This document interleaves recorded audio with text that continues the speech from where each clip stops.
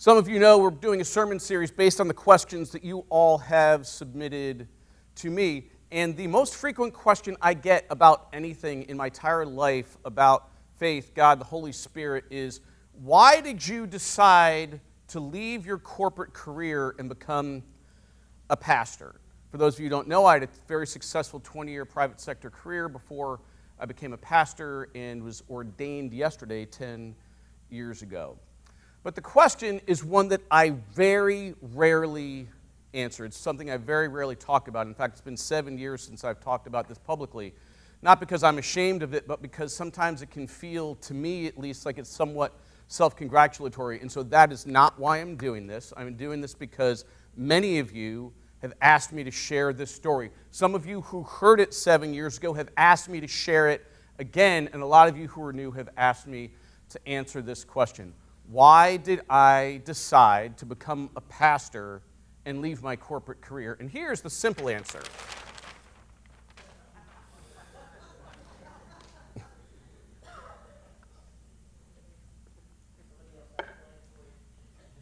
I didn't want to be a pastor. I didn't dream of being a pastor. I didn't hope that when I retired and left my corporate career I'd be a pastor. I did not want to be a pastor. If I could have had a list of 20 things to do, it would not have been on it.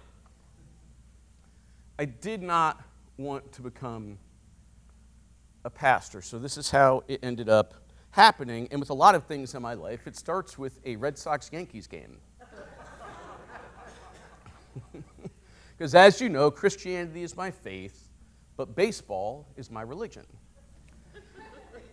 So I was going to a game with our pastor at the time at Marlboro Congregational Church, the Reverend Bob Fallhaber, a mentor of mine, a very good friend of mine who recently retired from ministry and is now living in New Jersey. He is a diehard Yankees fan from the Bronx, the most annoying kind.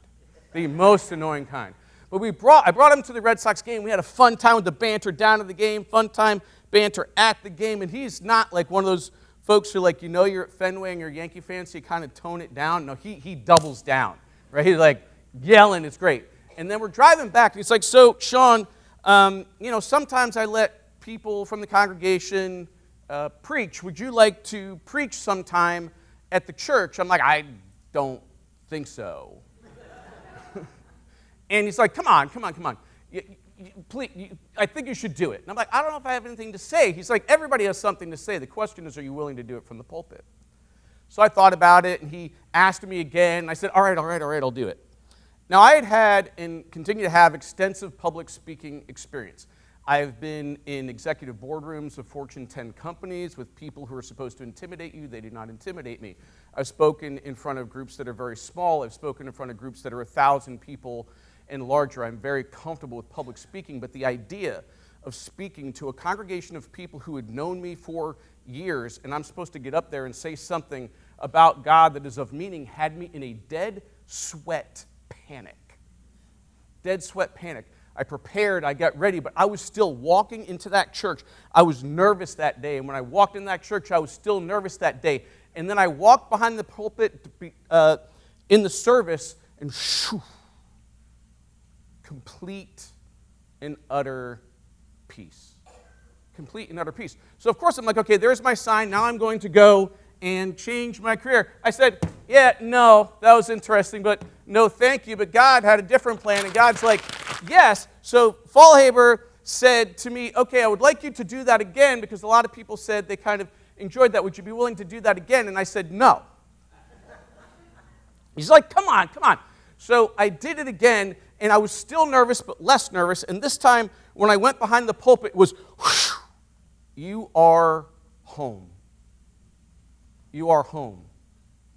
So I said, okay, that's interesting. And I promptly ignored that. I was like, nope, no thank you. And God's like, yes. So Bob asked me to do it again.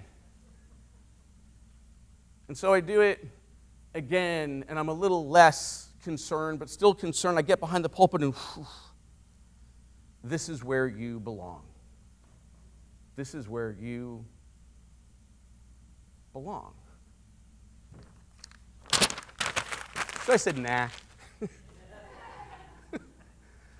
Then he came up to me. This is a couple years later since the first time I did this, by the way. Like years have passed, a couple years have passed. He's like, have you ever thought of taking a class at Hartford Seminary? I said, absolutely not.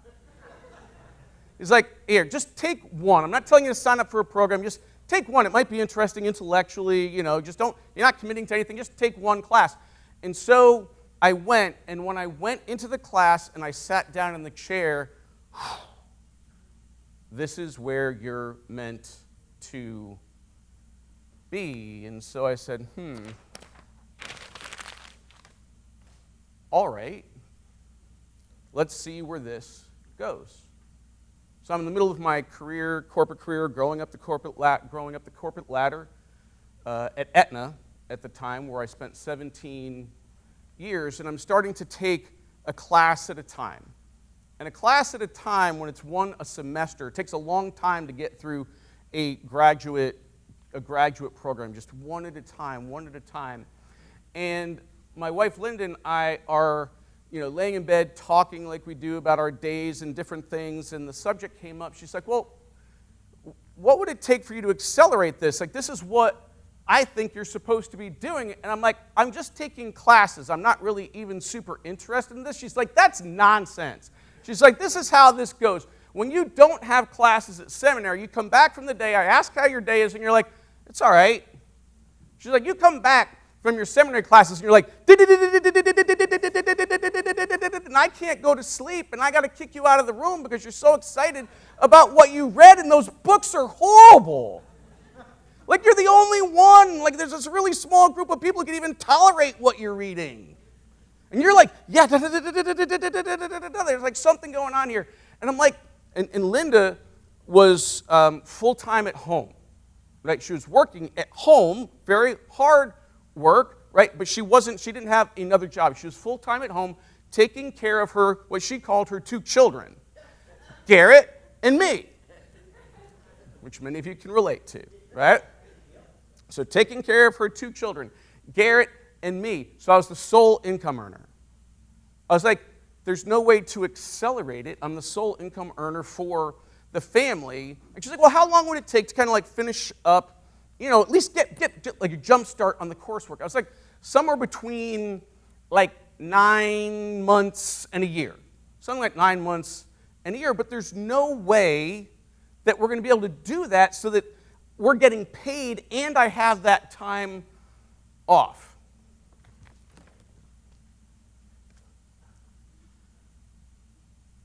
This year, the final year of my career at Aetna, I was given the President's Award, the highest award you can get in the company. It was incredibly successful.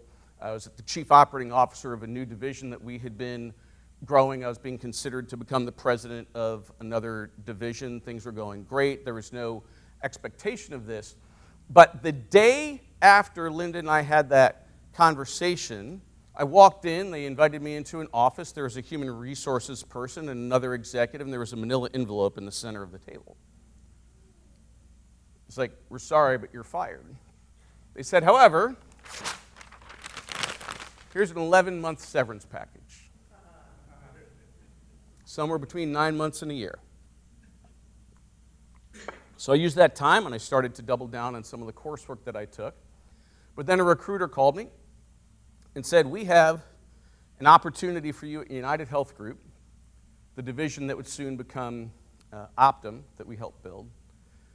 And they said, you would be perfect as the chief operating officer for this new company that they are starting up within United Health Group. I'm like, sure, let's do it. And Linda's like, are you sure that this is where you're supposed to be going? I'm like, absolutely. Why would God put something like this right in front of me if this isn't something that I'm supposed to do? It's higher pay. It's a more responsible job. It's going to be great. It's right in my sweet spot. So I took the job about 6 months into this 11 months and cut short the acceleration of that coursework. Phenomenal job. I loved it. In the course of 3 years that I was in that role, we took a division that was a $100 million division and made it a $1 billion division. I won the President's Award there. It was a very lucrative position and was enjoying what I was doing. It was fantastic. And then I finished my coursework because I still took one course at a time, and another several years have gone by. So now I've finished my coursework, but Linda's like, so what's left? I was like, well, I need about 3 months to do my master's thesis, and I need an additional 3 months to do what's called clinical pastoral education, where you have to be full-time in a level 1 trauma facility, working in the emergency department with Lifestar, cancer wards, different places.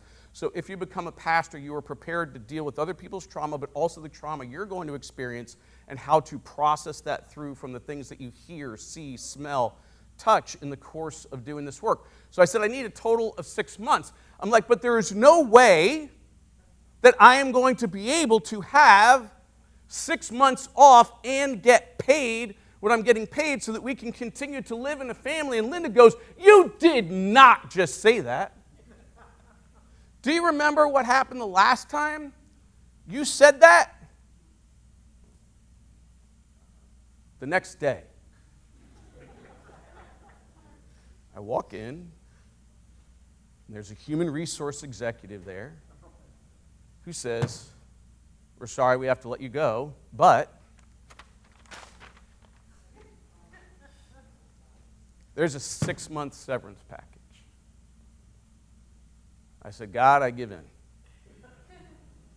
Too many signs, too many things, too many messages, too clear, too obvious. And from there, I never looked back, and I did that work, and I did the master's thesis, I did the clinical pastoral education. I had recruiters calling me for even better jobs than the one that I was let go of, and I said, no, I'm not interested. I'm going to keep going down this path. And every time that I went down this path and I followed and I said, yes, I'm going to go down this path of becoming a pastor, it was green light, green light, green light, green light. Whenever I started talking to a recruiter, because one that was really tempting, it was red light, red light, red light, red light. And then the occasional warning light, until I ended up in my first church, ordained in Groton, Connecticut.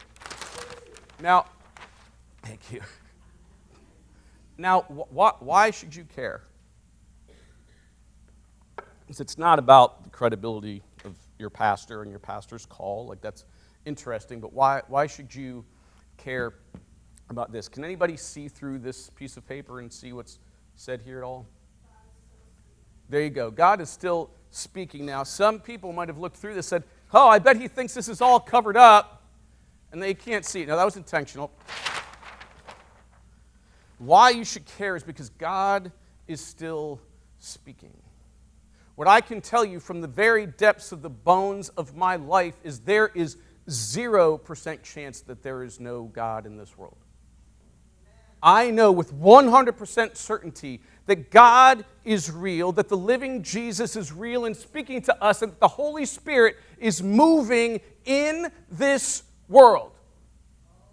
That God is here trying to help you go from the path that you are on to one that you might not even want to go on, but is the one that is going to fulfill you more than anything you could possibly imagine. See, I wake up every day,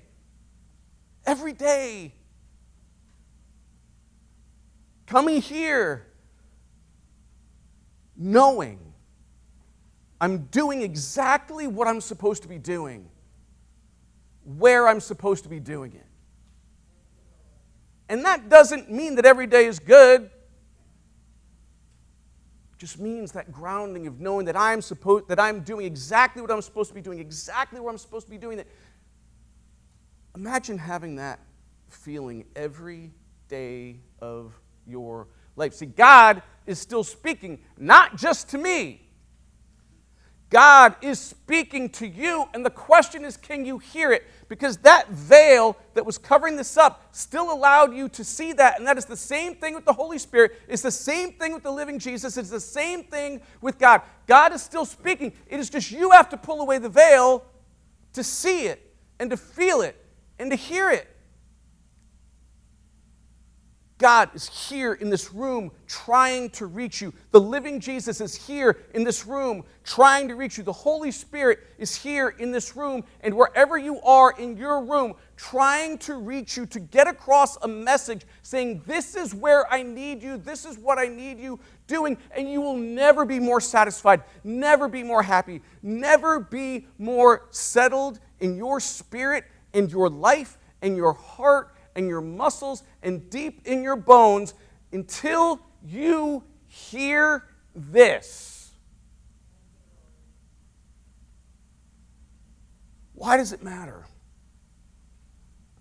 Because God is still speaking. And the question for you is,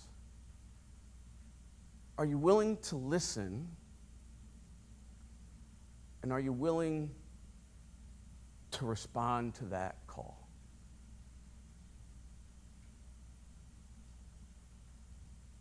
Are you willing to listen? And are you willing to respond